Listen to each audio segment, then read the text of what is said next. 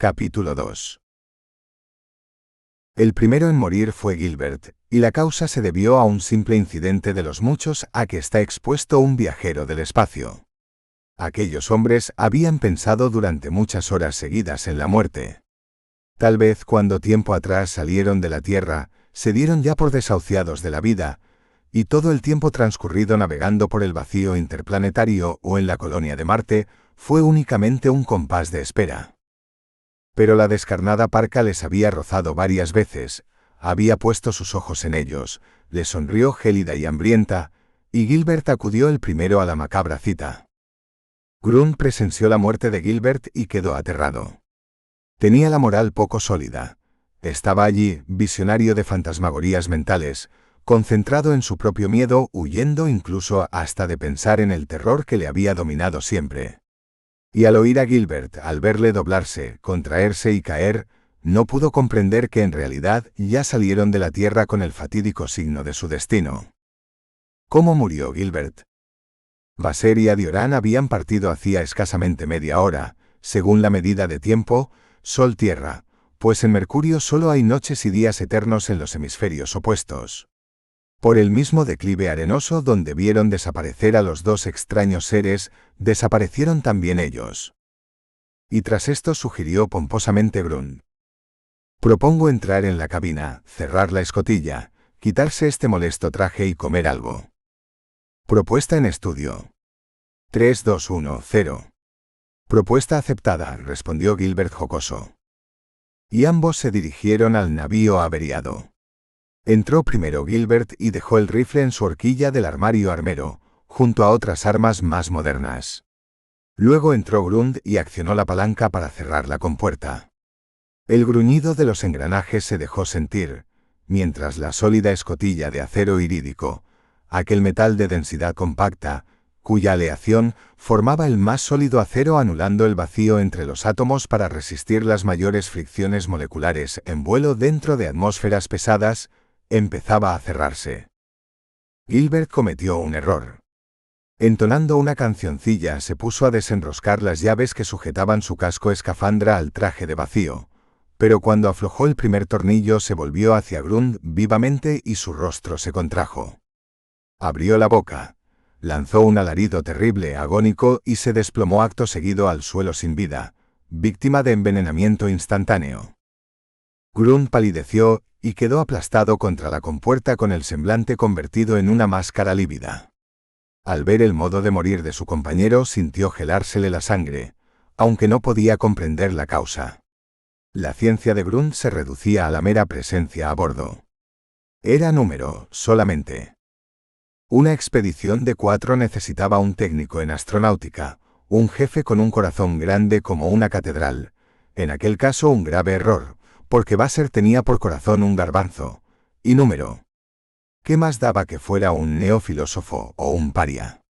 La sociedad protegía a tipos como Grund. Él no quiso estudiar ni ser útil desde que nació, no quiso hacer nada más que su voluntad, pero se aprovechó del beneficio de los subsidios de la protección oficial, del mimo, y pasó una adolescencia de regalo, pegado a sus padres hasta los 18 años. Y hasta los 25 fue obsequiado y regalado por el gobierno como hombre cobaya. Buen fin para quien tenía tan mal principio. Pero 7 años de señor no le compensaban ahora haber presenciado la muerte de Gilbert, y mucho menos presentir que podría ocurriría a él otro tanto, en cualquier momento.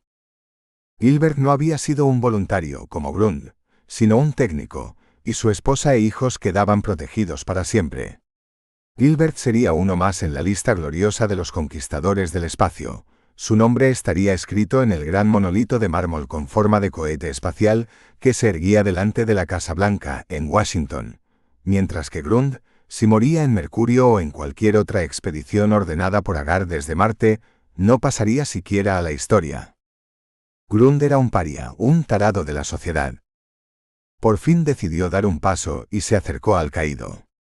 No le cupo duda, estaba muerto, pero bien muerto.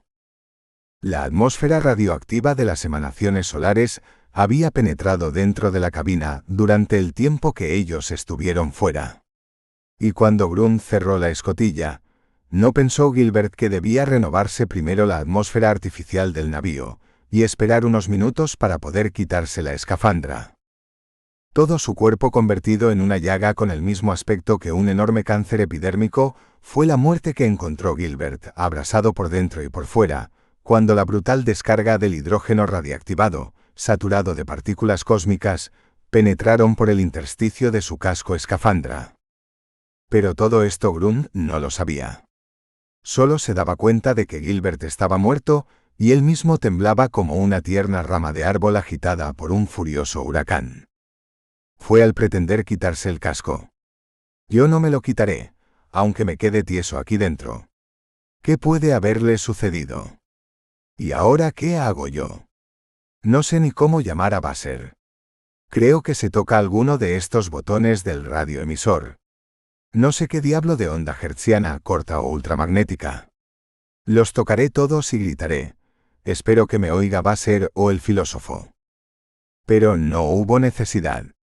Sintió al instante el aviso de contacto. Fue un clic y un zumbido seguido, como de 1000 zánganos surgiendo de un panal de abejas. 100 locos sueltos. Esto quiere decir que me llaman a mí. ¿Y ahora qué?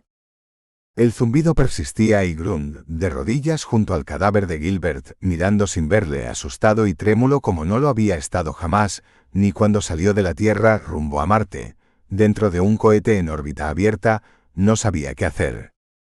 Volvió a la idea inicial, conmutó los 3 contactos de su radiocontrol y la voz excitada de Vassar llegó hasta él. ¿Qué ocurre, Gilbert? ¿Por qué no contestas? Oh, oiga. Gilbert muerto aquí de repente, yo no sé. ¿Qué dices, imbécil? ¿Ha muerto Gilbert? Sí, señor. Está aquí, rojo el rostro, como si le hubiesen arrancado la piel a tirones. Su cara aparece, como si le hubieran golpeado 1.000.000 de látigos. Ya es algo, se dijo Grund, hundido en el rincón bajo el control de mandos de la nave, mirando de reojo sin poder evitar la atracción al cuerpo de Gilbert. Si viene Vassar, ya es algo. Sí, te oigo. ¿Más fuerte que antes? Sí, ya lo creo que sí.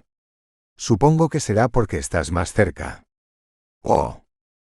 La palabra silly, en inglés necio, la captó Grund en todo su sentido. Se dijo que tal vez Vassar tuviera razón y que él, Gerard Grund, era un necio y un imbécil. No es culpa mía, son las cosas que vienen así. ¿Qué más quisiera yo? Estar en los prados de Hamburgo tendido al sol, aquel sol que es más pequeño que este, que calienta menos, pero es más agradable. Jugar a los bolos, beber jarras de cerveza. ¿A qué distancia estaremos ahora de Hamburgo? Cuando llegamos a Marte hace 2 años, dijeron 140 millones de kilómetros. Exageran. Esa distancia no la recorre ni un cohete, por muy cohete que sea. Grund siguió diciéndose tonterías semejantes durante un buen rato. Se decía que, hablando solo, tal vez lograra evadirse de la obsesión que la presencia del cadáver de Gilbert le producía. Y cuando volvió a escuchar a Vassar, se dijo que el tono parecía algo más apagado, más distante. ¿Qué tal me oye, Grund? Pues no sé, Vassar. Pareces algo más lejos. Maldita sea toda mi casta.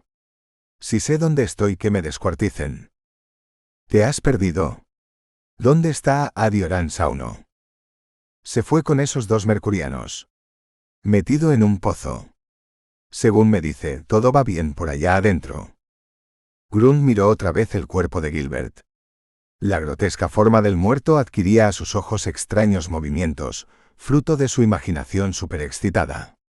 Le parecía estar viendo a Gilbert incorporarse y mirarle con aquel rostro que era una llaga sanguinolenta, roída por una úlcera espantosa. Por esto se había situado Grund bajo el control, para no verle el rostro. Entonces se dijo que podría abrir la compuerta y salir al exterior. El sol se habría escondido ya en parte, aunque no lo hacía del todo, según sabía por los 3 días que llevaban en aquel paraje de Mercurio. Pero la luz continuaría gracias al reflejo y al lugar donde se encontraban, casi en el borde dicotómico, como decían los astrónomos, en el terminador. El bamboleo de Mercurio en su rápida órbita de 88 días alrededor del Sol hacía oscilar al Sol en movimiento aparente, puesto que era el planeta el que oscilaba.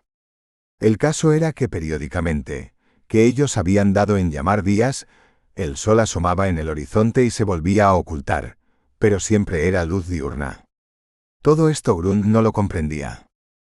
Pero se levantó, consiguiendo apartar la mirada del cadáver de Gilbert, y se acercó a la compuerta. Sus manos febriles manejaron la palanca y los engranajes se movieron, abriendo el grueso portillo de acero. Las juntas de caucho que lo hacían hermético se distendieron y al cabo de un instante, el paso quedó franqueado. De un salto se plantó en el suelo. En efecto, el Sol solo mostraba el halo incandescente de su fotosfera. Pero la luz seguía siendo tan radiante como horas antes. Surgía de la curva del horizonte, como el gigantesco resplandor de una antorcha. Y el resto del cielo, allá detrás de él, parecía de un color gris-negro en una tonalidad jamás vista.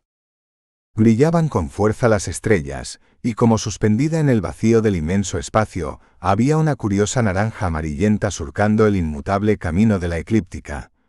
Grund tampoco sabía que la naranja era un planeta gigante visto a bastantes millones de distancia, en una conjunción favorable con Mercurio. Pero esta aproximación no se volvería a repetir hasta pasados algunos años, porque se trataba de Júpiter. La verdad era que Grund, como hombre cobaya, no entendía nada de nada, y era el alemán más inútil que se desarrolló en la Tierra. ¿Me oyes, Grund?, escuchó decir a Basser. Ya lo creo. El muchacho miró hacia la hondonada, donde viera desaparecer a sus compañeros marchando en persecución de los individuos extraños. No vio a nadie. Todo seguía tan desierto como antes, tan yermo, estéril y desolado. Era un paisaje de colores absurdos, como engendrado por una imaginación surrealista, en la forma inconcebible de sus contornos y la extensión ilimitada de su suelo agrietado. La naturaleza habíase mostrado caprichosa en Mercurio tanto, que su dorada superficie, solo interceptada brevemente por otros matices de rojo y azul, parecía un gran mundo de oro, pero oro fundido, convulso, retorcido, brutal. Sugería un suelo sometido a violentos cataclismos interiores antes de solidificarse. ¿Me oyes más fuerte o menos?, siguió preguntando Basser con ansiedad. Sí. ¿Pero qué te sucede? ¿Te has perdido acaso? ¿Por qué no vienes de una vez? La blasfemia que lanzó Basser llegó hasta Grund de un modo indistinto, pero bastante audible. Grund se dijo interiormente que Basser se oía cada vez más remoto. La dificultad del jefe de la expedición era que había perdido el camino y no podía encontrar el paso hacia la hendidura. Se alejó corriendo de la proximidad del pozo donde desapareció Sauno, en el momento en que el otro sujeto saltaba dentro del agujero, para demostrarle que no debía tener miedo. Óyeme, Sauno, entretente con estos, regreso a la nave. Con Gilbert muerto hemos de conservar el aparato, como único modo de salir de aquí. Todavía tenemos reservas de alimentos y aire para casi un año. Pero si perdemos el navío estamos perdidos nosotros, y en manos de aquel estúpido. La nave es ahora lo más importante. Si cesan las interferencias heliomagnéticas, tal vez podamos tomar contacto con Marte. Basser decía todo esto corriendo sin cesar por la superficie de la meseta pétrea, alejándose del pozo. Descendió la cornisa, según creía, por el mismo camino que ascendió poco antes con Adiorán y corrió hacia. Allí fue cuando se perdió. A los pocos instantes se dio cuenta que el terreno no le era conocido. El suelo era de polvillo blando y no de esquisto como antes. ¿Dónde estaba el declive arenoso? Y la colina de lava estratificada con el cohete espacial. Por más que se volvió en todas direcciones, no consiguió encontrar una orientación. Un camino ascendente, bastante llano, muy parecido a una tosca carretera, le hizo concebir alguna esperanza, pensando que remontándola podría encontrar algún paisaje familiar. No se dio cuenta siquiera que aquel paso tenía todas las características de ser obra de la mano del hombre. Entre los farallones del camino intentó llamar a Sauno, sin éxito, y la llamada a Grund no le solucionó nada. Grund parecía ahora más estúpido que de costumbre, que ya era decir. Basser sudaba. La inquietud le corroía el alma y se sentía abrumado en aquel mundo perdido. Todavía caminó otro buen trecho, descendiendo hacia un extenso valle. Se extrañó al ver un terreno que parecía escalonado como por grandes excavadoras, muy semejantes a las minas a cielo abierto de mineral en la tierra. Andó y andó durante mucho rato para alcanzar alguno de desiguales escalones. Basser no se había apercibido que estaba pisando un terreno de cuarzo aurífero. Oro en tanta abundancia que con la mano podía coger millones de dólares de oro puro y virgen. Y menos se daba cuenta que alguien ya había explotado aquel yacimiento, ahora abandonado. ¿Pero por quién? Esta pregunta solo la podría contestar Adioran Sauno algún día, pero antes debía pasar por un purgatorio. Basser, por su parte, bien pronto iba a pagar con la vida un descubrimiento que no llegó a realizar. Agotado se sentó sobre una roca. Su mente estaba confusa, revuelta y llena de extraños pensamientos. Era como un alucinado que ha perdido el sentido de la orientación. El sol ya no se veía, y el cielo encima de su cabeza era gris y dorado, pero por más que miraba Basser en todas direcciones, no podía precisar de dónde procedía el halo luminoso que llegaba del astro rey. Grund, respóndeme por tu vida, gritó una vez más. Y más apagado, como viniendo de otro mundo, llegó la voz de Grund diciendo: ¿Dónde estás, Basser? Ven pronto, el suelo empieza a temblar. Un instante después, también sintió el jefe de la expedición terrícola el temblor sacudiendo sus pies. Los pesados zapatos forrados de plomo para facilitar el paso en aquel mundo de fuerza de atracción pequeña trepidaron y un calambre muy débil al principio y más fuerte después subió hasta sus rodillas. La piedra sobre la que estaba sentado también se movió. Rayos y centellas, ¿será posible un terremoto aquí?, se dijo poniéndose de pie. Luego el temblor se hizo más grande, como un sacudimiento.